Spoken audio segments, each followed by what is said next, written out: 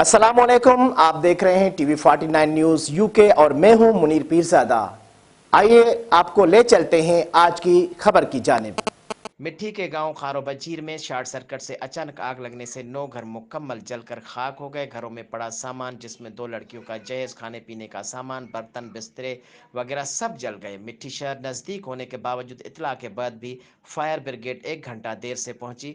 इसी पर मजीद जानते हैं अपने district bureau chief Dilip Kumar से। जी दिलीप कुमार, बताइएगा। थरपारकर के शहर हेडक्वार्टर शहर मिट्टी के नज़दीक गांव खारो बजीर में शॉर्ट सर्किट के सबब आग भड़क उठी, जिसकी वजह से 9 घर जलकर खाक हो गए। घरों में पड़ा हुआ पूरा सामान, जिसमें 2 बच्चों के दहेज का सामान, 10 मन ग्वार, घर में इस्तेमाल के बर्तन, बिस्तरे वगैरह सब जलकर खाक हो गए।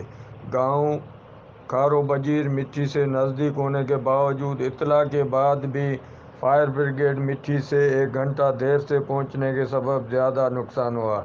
जलने वाले घरों के मालिकान के नाम मुमताज़ बजीर, शफ़ी मोहम्मद, अमीर बजीर, बूरो आचार, हसन, अनवर, सुबान और बेवा जलाल के घर शामिल हैं।